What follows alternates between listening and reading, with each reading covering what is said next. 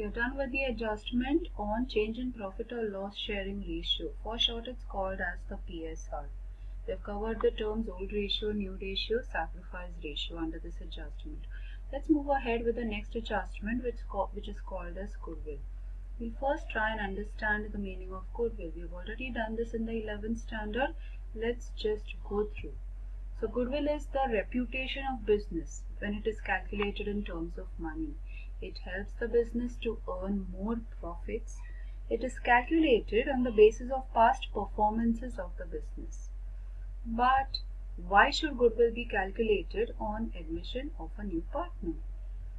So the old partners are the ones who have been in partnership firm business for a number of years. They are the ones who have worked hard in order to get the benefit, name, fame, reputation, image of the business, whatever it is as on date. When the new partner is admitted into this partnership firm business, he gets to enjoy the fruits of this name, fame, reputation of the business in the form of future profits. So, without even working for it actually. So, the old partners tell the new partner to bring in his share in the goodwill of the business. That's when goodwill comes in the picture. Let's see what happens with goodwill now. There are various methods of valuation of goodwill. In our standard 12 syllabus, there are two methods for valuation of goodwill: average profit method and super profit method. Let's understand each of these methods. Average profit method. Under this method, the formula to calculate goodwill is equal to average profit multiplied by number of years purchase, where average profit is the average of past profits and it is calculated with the formula total profit upon number of years. So, goodwill is equal to average profit multiplied by number of years purchase. We know how to calculate average profit. Now let's understand the number of years purchase. This figure will be mentioned in the question. It is assumed that the firm will maintain an average profit for the next certain years also, and so the goodwill is calculated on the basis of certain number of years purchase of average profit. Let's now see a few illustrations where we can calculate goodwill with average profit method. The profits and losses of a firm for 5 years are as follows. We have the profits and losses. Year 1, 1,50,000 profit. Year 2, 2,25,000 profit. Year 3, 75,000 rupees, which is a loss. Year 4, 2 lakh rupees profit. And year 5, 2,50,000 rupees, which is again a profit. How do I know it's a profit? It's not mentioned anywhere that it is a loss. There is a loss only in year 3. So we assume that the remaining amounts are all the profits. So we are given profits and losses of 5 years. Further, it was agreed to value goodwill at 3 years purchase of the average profit. Calculate the value of goodwill. We have to calculate goodwill at 3 years purchase of the average profit, which means in this question we calculate goodwill under average profit method. We know the formula to calculate goodwill under average profit method. The formula states goodwill is equal to average profit multiplied by number of years purchase. Now, in order to calculate goodwill here, we need to know the amount of average profit. It's not a ready-made amount which is given to us in the question, so we will have to calculate the amount of average profit. Let's go ahead calculating the average profit in this question. The formula to calculate average profit we know very well. It is average profit is equal to total profit divided by number of years. Let's now substitute the values in the formula to calculate average profit. To calculate average profit, we need to know the total profit. Total profit, we have not been given a ready-made figure. However, we have the profits and losses for the past 5 years with which we will calculate the total profit. Let's go ahead and substitute the values in the formula to calculate the average profit. So, average profit is the profits and losses of the past 5 years which are given to us in the question. So that's 1,50,000 plus 2,25,000 minus 75,000 plus 2 lakh minus 2,50,000 divided by the number of years, means the number of years of profits and losses. So that is 1, 2, 3, 4 and 5. So we divided by 5 in order to calculate the average profit. So we find out the value of average profit. Further, it will be average profit is equal to 7,50,000 divided by 5. 7,50,000 we add and minus the amounts. So we get 7,50,000 and we divide it by 5.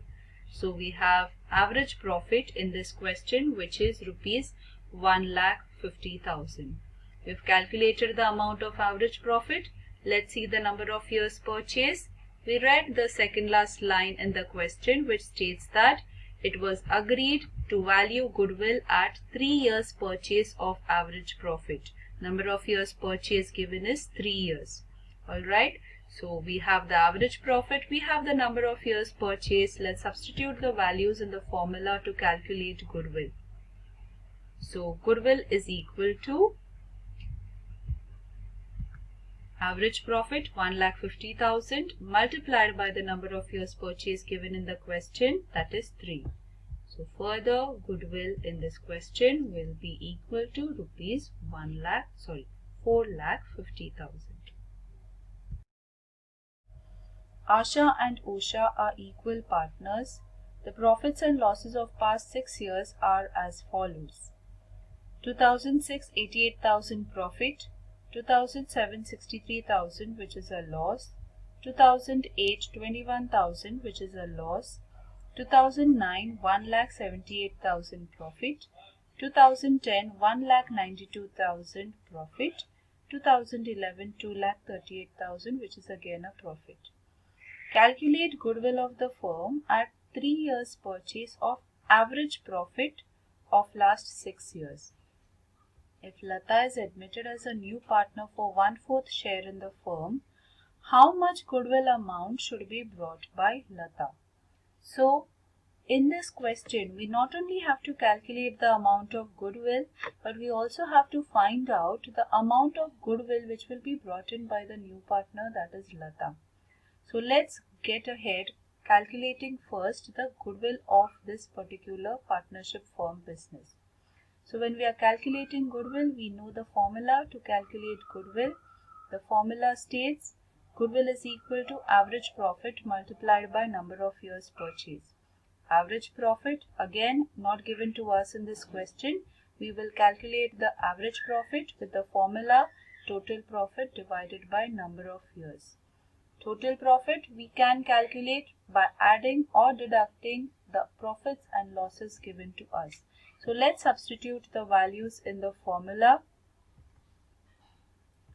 Average profit is equal to the profits and losses of the 6 years which are given. So 88,000 minus 63,000 which was a loss, minus 21,000 again which was a loss, plus 1,78,000 plus 1,92,000 plus 2,38,000 divided by number of years for which we are given the profits and losses, total 6 years. So we will have further the average profit is equal to 6,12,000 divided by 6, where further we get an average profit of 1,02,000. So we have calculated the amount of average profit. Number of years purchase given to us in the question is 3 years purchase of average profit. So the number of years purchase given is 3 years. We have the average profit, we have the number of years purchase. Let's substitute these values in the formula to calculate the amount of goodwill. So goodwill is equal to 1,02,000 average profit multiplied by 3 years purchase of average profit. Further, goodwill will be equal to rupees 3,06,000. So we have calculated the amount of average profit and we have also calculated the amount of goodwill. With this information, Let's move ahead to the next question, which is mentioned in this illustration. If Lata is admitted as a new partner for 1/4 share in the firm, how much goodwill amount should be brought in by Lata? So let's calculate how much goodwill amount Lata would have to bring in. So Lata's share is of the goodwill of 3,06,000. She is admitted for 1/4 share. Therefore, Lata's share in the goodwill will be 76,500 rupees. So that's how we calculate the new partner's share in the goodwill of the business. We have learned to calculate goodwill under average profit method. Let's now calculate goodwill under super profit method. We'll first understand the meaning of super profit. Super profit is the profit which is earned over and above the normal profit. It is the profit which a firm earns excess than the normal profit. Under super profit method, goodwill is calculated with the formula super profit multiplied by number of years purchase. Super profit can be calculated with the formula average profit or actual profit minus the normal profit. We already know the formula to calculate average profit, which is total profit divided by number of years. Normal profit is the normal standard profit which is normally expected on the capital employed. Capital employed is the amount used by the firm to start and run the business activities. It is made up of fixed assets other than goodwill plus current assets minus current liabilities. So the formula to calculate normal profit is capital employed multiplied by normal rate of return. For short, it's called as NRR. NRR is the rate of return normally expected on capital employed. Now with this knowledge, let's see a few illustrations where we can calculate goodwill under super profit method. The first illustration, capital employed is rupees 2,50,000.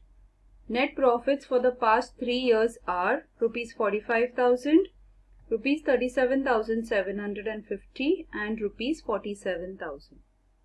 The normal rate of return, that is the NRR, is 12%.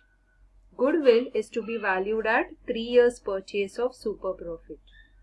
In this illustration, we will be calculating goodwill under super profit method. We know the formula. We have just seen the formula for calculating goodwill under super profit method. The formula states goodwill is equal to super profit multiplied by number of years purchase. The number of years purchase is given to us in the question. It is 3 years purchase of super profit. We need to calculate the amount of super profit. In order to calculate super profit, we know the formula for super profit, which states super profit is equal to average profit or actual profit minus the normal profit. We do not have any information about the actual profit in this illustration. We will be calculating the average profit. We know the formula for calculating average profit. Normal profit also will have to be calculated. Let's first go ahead and calculate the average profit. The formula for calculating average profit, we know it very well. We have solved questions where we had to calculate the average profit. So the formula for calculating average profit is total profit divided by number of years. Total profit we can very well calculate in this illustration with the information given to us in the question. There are profits given for 3 years. 45,000, 37,750 and rupees 47,000. So with this information, we will be able to calculate the average profit. Let's substitute the values in the formula to calculate the average profit. So we can calculate average profit. Average profit is equal to 45,000 plus 37,750 plus 47,000 divided by 3. Now we have added these three amounts, so we can calculate the total profit. So average profit in our example over here, average profit further will be equal to 1,29,750, which is a total of these three amounts divided by 3.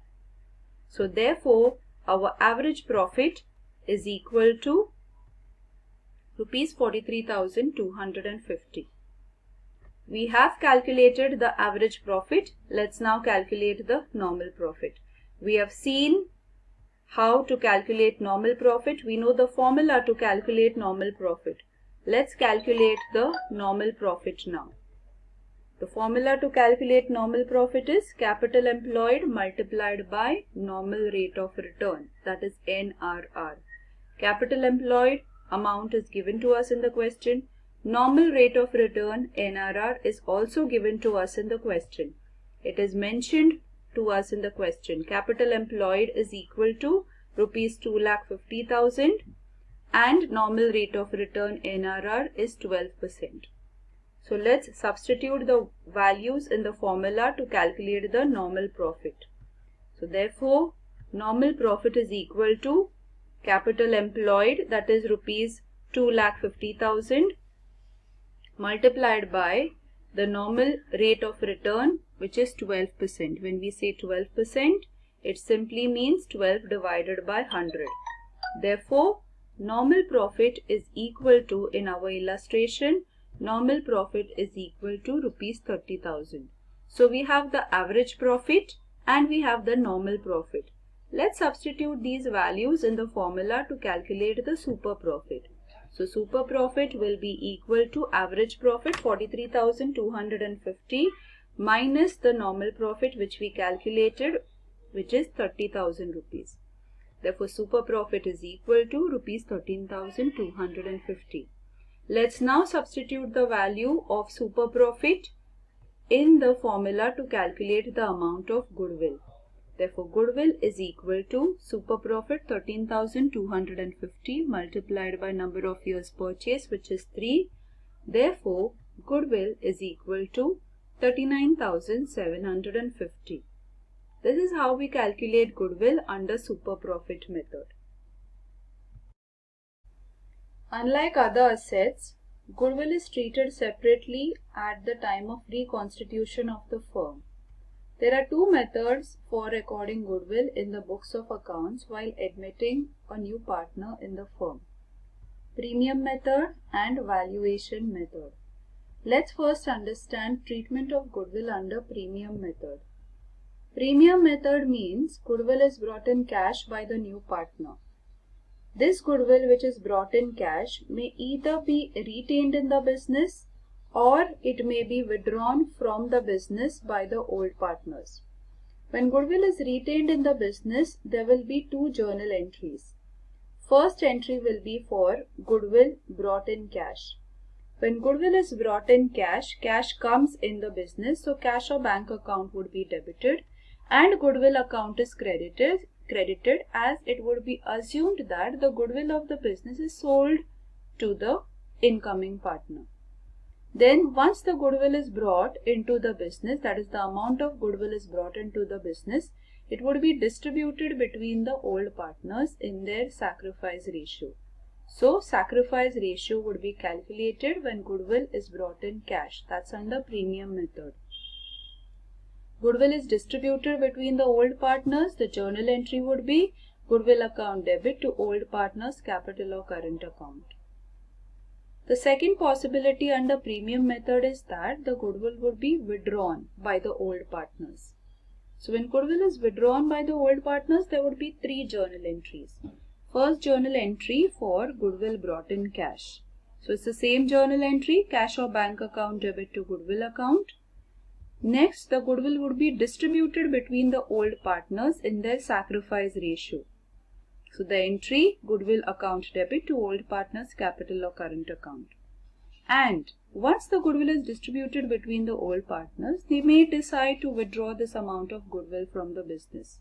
So suppose they are withdrawing the amount of goodwill from the business, then the next journal entry would be old partners capital or current account debit to cash or bank account, since cash is going out of the business. And over here, the amount which would be recorded would be the amount which is actually withdrawn by the old partners from the business. Now, apart from this, it may also happen that the new partner brings in his share of goodwill in cash and it is paid to the old partners privately. Nowhere is it recorded in the books of the firm then. So, in this case, there would be no entry required to be passed in the books of the firm. So, for treatment of goodwill, we saw there are two methods. Premium method, which we have just covered. The next method is called as the valuation method. Let's quickly have a look at the valuation method also. Under valuation method, it simply means that goodwill is not brought in cash by the new partner. Now, if goodwill is not brought in cash by the new partner, then it means that goodwill is only raised in the books of the firm, as the new partner does not bring in his share of goodwill. It is only raised in the books of the firm at the time of admission of the new partner. So, under valuation method, there are two possibilities. Number one, that goodwill is only raised in the books, and the second possibility that goodwill is raised and it is written off also. So, if goodwill is only raised in the books of the firm, in this case, the amount of goodwill will appear in the balance sheet. So, the journal entry would be goodwill account debit to old partners' capital or current account. This would be in their old ratio. When goodwill is raised and written off, there would be two journal entries. Firstly, we have to raise the amount of goodwill. So, the journal entry would be same, goodwill account debit to old partners' capital or current account, again in their old ratio. And then we write off goodwill also. When goodwill is written off, the journal entry would be all partners' capital or current account debit to goodwill account. So, when it is to be written off, it is written off between all partners, that is including the new partner.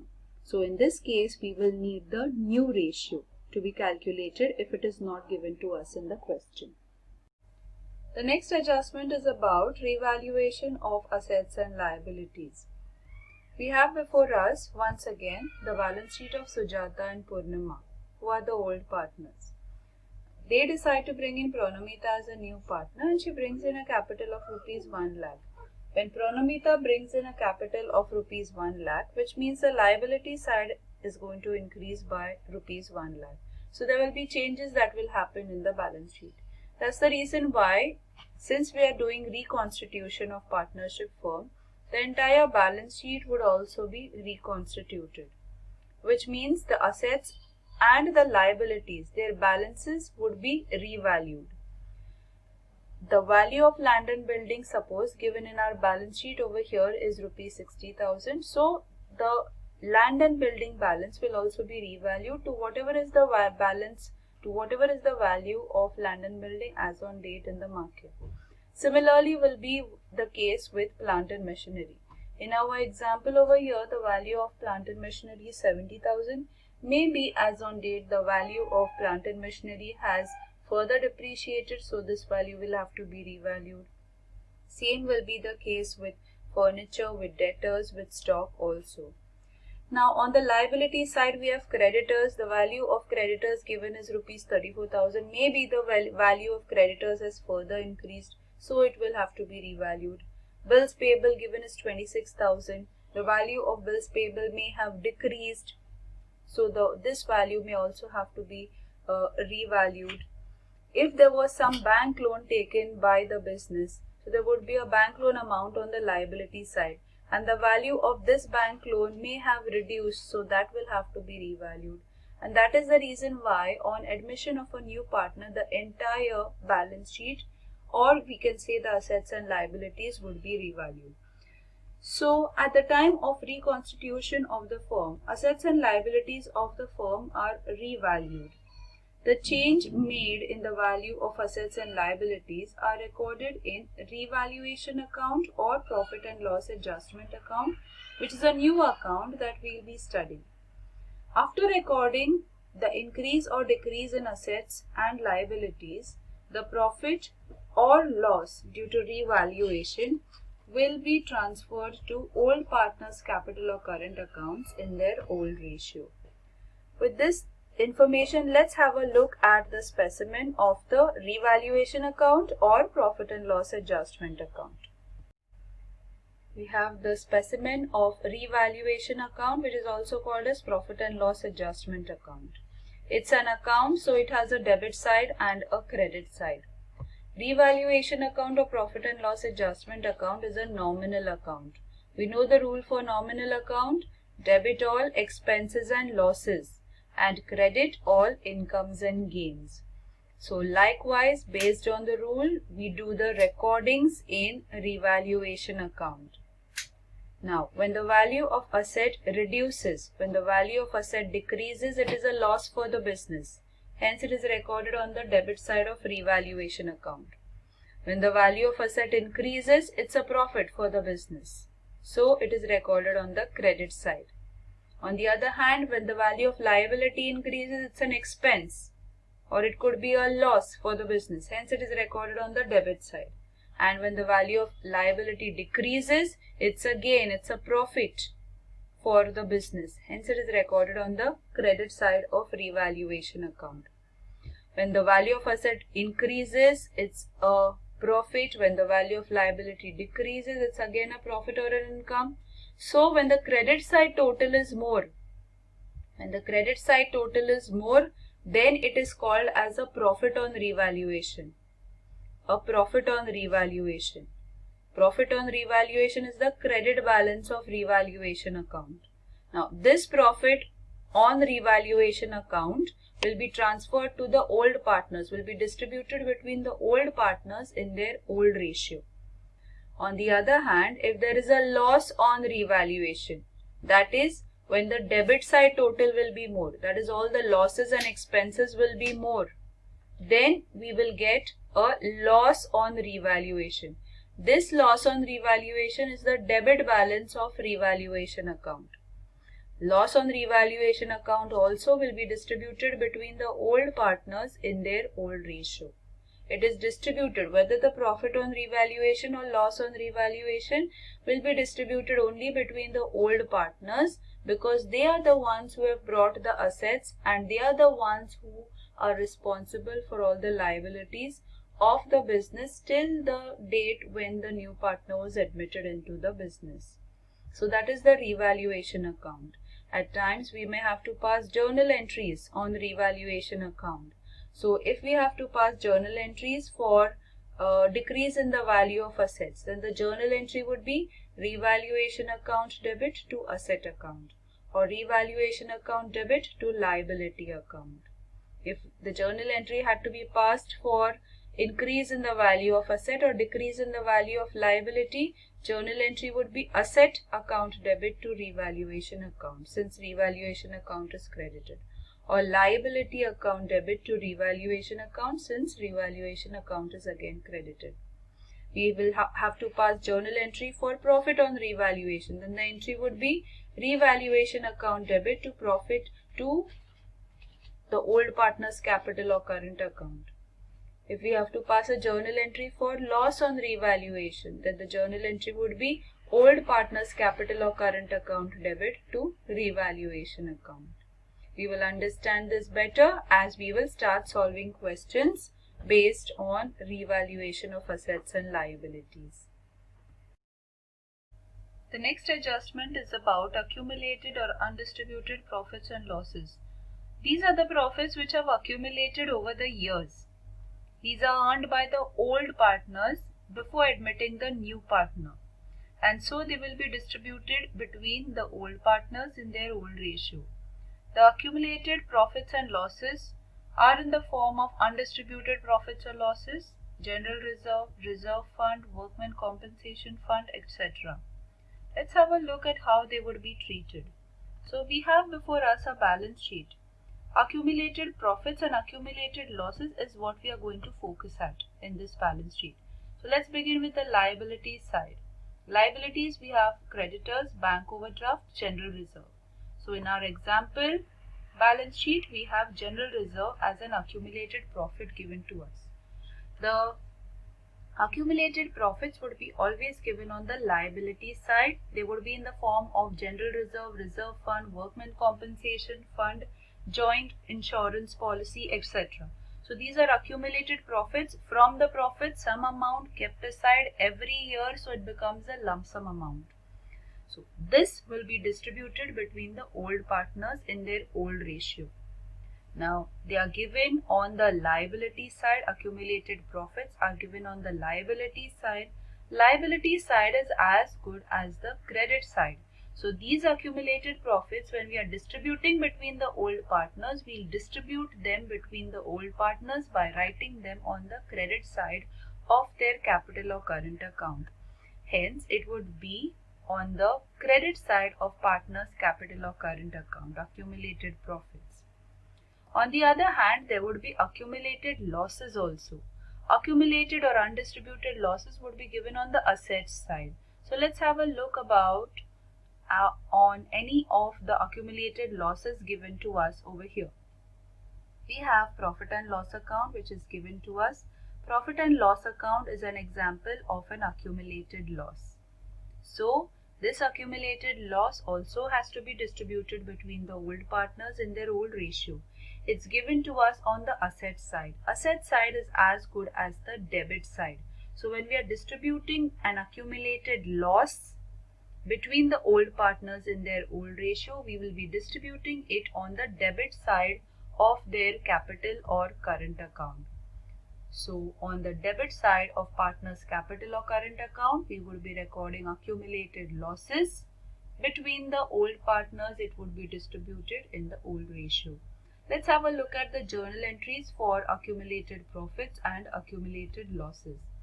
So accumulated profits, which were given on the liability side, we distribute them by writing them on the credit side of partners' capital or current account. So partners' capital or current account would be credited and the accumulated undistributed profits account would be debited. And it would be distributed between the old partners in their old ratio. The next journal entry for accumulated undistributed losses, which were given on the asset side. We recorded them to the debit side of partners' capital or current account. So the journal entry was partners' capital or current account debit to accumulated undistributed losses account. Again, when we are distributing it, we distribute it in the old ratio itself. The next adjustment is the adjustment of capitals. Two persons are in partnership firm business for a number of years. They are the ones who have started the business by bringing in some amount of capitals.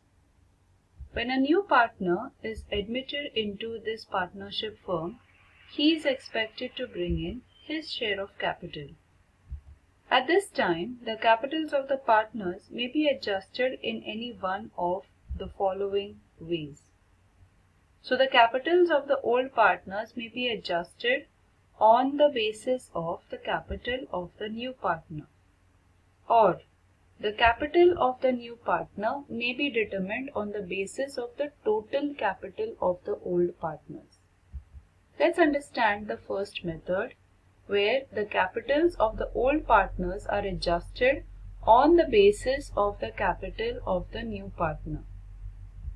In this case, capital of the new partner is taken as base to find out the total capital. Let's see an illustration how this is done. Capitals are adjusted on the basis of the capital of new partner. So A and B are partners sharing profits and losses in the ratio of 2:1. A and B are the old partners and their old profit sharing ratio is 2:1. Their final capitals are, final capital means those capital amounts which have been calculated after doing all the adjustments of revaluation of assets and liabilities, distribution of accumulated undistributed profits and losses, etc. So after all those adjustments, A's final capital is 50,000 and B's final capital is 15,000 rupees. C is admitted with 1/4 share. Means if the profit is divided into 4 shares, C will be getting only 1 share. There are remaining 3 shares then for the two partners A and B. And C brings in rupees 20,000 as his capital. it was decided to adjust the capital of the old partners on the basis of new ratio, taking new partners' capital as the base. So we have to take new partners' capital as the base, but we need to know the new profit sharing ratio before that. So let's calculate the new ratio. We know to calculate the new ratio. We calculate new ratio for all the three partners, that is for partner A, partner B, partner C. We begin with giving the old partners what they have. A has 2 shares, B has 1 share, C is admitted, C will be getting a sum of both, that is 2 plus 1 is 3. We multiply this with, we saw that C is admitted for 1/4 share, means C will be getting 1 share and A and B will be getting the remaining 3 shares. So that will be equal to A, 2 multiplied by 3 is 6, 1 multiplied by 3 is 3, 3 multiplied by 1 is again 3. So the new ratio for A, B and C is 6:3:3, which when we further reduce, we get it as the new ratio is 2:1:1. Now we will be doing the adjustment of capitals. Let's see how we do the adjustment of capitals. When we are adjusting the capitals, we are adjusting the capitals between A, B and with the help of the new partner, taking new partner's capital as the base. We will begin with giving them their new ratio, that is 2:1:1. So the partner C, we take new partner as the base. So the partner C, who is the new partner, for 1 share C has brought in rupees 20,000 as capital. So the partner B, again for his 1 share also, he will have to bring in capital of rupees 20,000. Likewise, we do the calculation of capital for partner A also. Partner A has 2 shares. So for 2 shares, how much capital will partner A bring in? So we will have to cross multiply. 2 multiplied by 20 divided by 1. So for 2 shares, A will have to bring in a capital of rupees 40,000. Now, when we have read in the question earlier, it is mentioned that partner A's final capital is rupees 50,000. And when we have calculated the adjustment of capital, we saw that he has to bring in capital of rupees 40,000, which means that if we minus these two amounts, we see that where he had to bring in 40,000 capital, he has brought in 50,000 capital. His capital amount is 50,000, which means that 10,000 rupees capital we have is surplus of Mr. A, of partner A, and this surplus capital of 10,000 will have to be refunded back to A. On the other hand, when we have read for partner B's final capital is rupees 15,000, whereas when we have calculated, partner B had to bring in capital of rupees 20,000 only, and he has brought in capital of rupees 15,000, which means that the 5,000 rupees is a deficit on partner B, which he will have to bring into the business.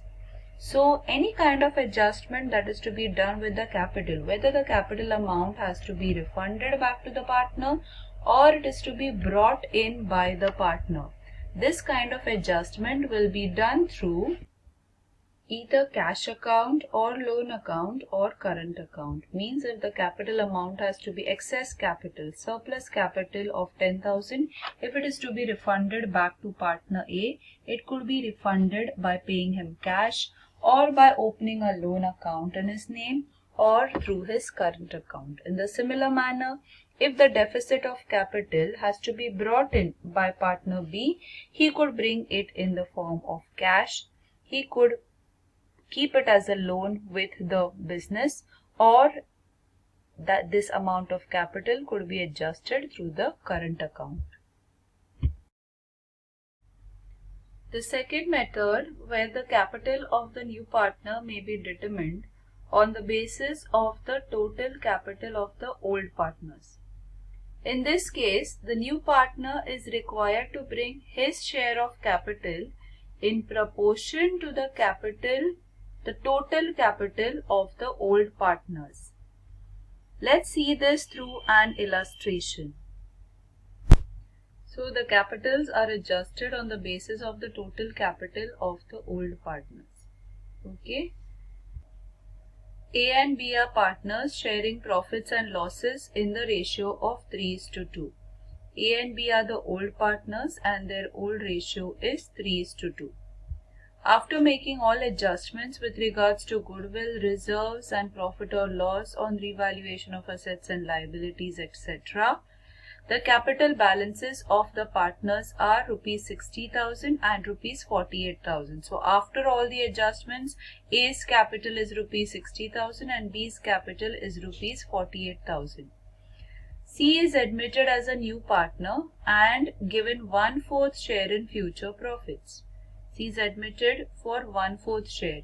Means out of 4 shares, C will be getting 1 share. There are 3 shares which are remaining for partner A and partner B. The capitals of all partners are to be in new profit sharing ratio, taking old partners' total capital as base after adjustments. So let's begin doing the calculation over here. We first need to find out the new profit sharing ratio, because new profit sharing ratio is going to be used in order to find out the total amount of capital. So the new profit sharing ratio, when we are calculating, we calculate it for all the partners, that is including the new partner. Partner A, partner B, partner C. When we are calculating new ratio, we first give the old partners what they have. Their old ratio is 3:2. And C gets a sum of both, that is 3 plus 2 is 5. We multiply this with, they have said C is admitted for 1/4 share.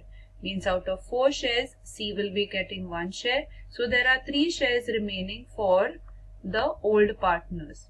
So we multiply A by 3, multiply B by 3 and C will be getting 1 share as C is admitted for 1 share. So that will be equal to 3 3s are 9. 2 3s are 6, 5 1s are 5.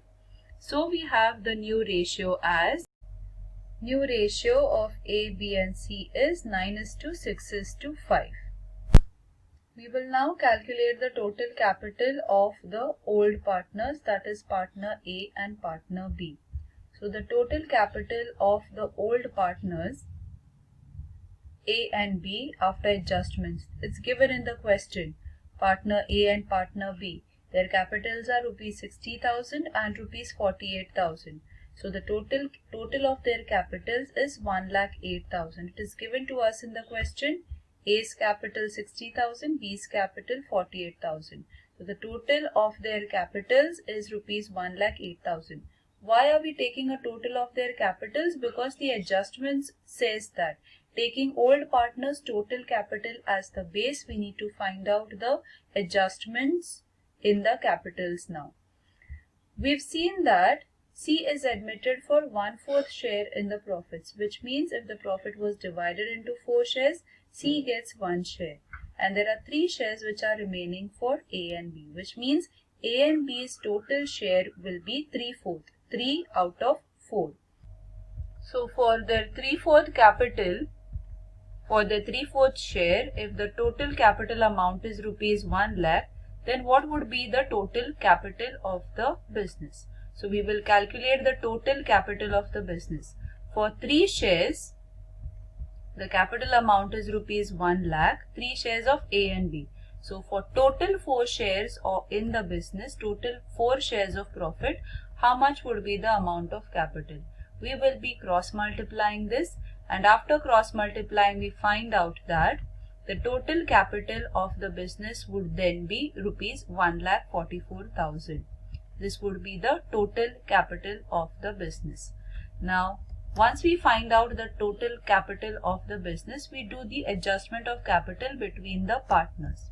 When we are adjusting capital between the partners, we adjust it for partner A, we adjust it for partner B, and we adjust it for partner C as well. Let's see. We have calculated the new ratio for A, B and C. The new ratio is 9:6:5. So it will be 9 upon 20, 6 upon 20 and 5 upon 20. The total capital of rupees 1,44,000 which we have calculated, we will be distributing it between the partners in their new profit sharing ratio. So for A it will be 9 upon 20 multiplied by 1,44,000. So that will be A's share in this capital will be rupees 64,800. Similar way we will do the calculation for B. B's new share is 6 upon 20. We multiply it with 1,44,000. B will have to bring in capital of rupees 43,200. That's the newly adjusted capital. C's new ratio is 5 upon 20. Multiply it by the total capital 1,44,000. C's capital which C has to bring in is rupees 36,000. Now when we compare this with the capital which was initially given to us in the question, A's total amount of capital is rupees 60,000 whereas the adjusted capital is rupees 64,000, which means that where he had to bring in only 64,800 capital, he has brought in 60,000 rupees of capital. So there is a deficit of rupees 4,800 rupees of capital which he will have to bring in. Similarly will be the case with partner B. We have calculated the total amount of capital of partner B as rupees 43,200. In the question they have mentioned that the total amount of capital which B has brought in is rupees 48,000. So from the adjusted capital of rupees 43,200, we minus the total amount of capital which he has already brought in of rupees 48,000.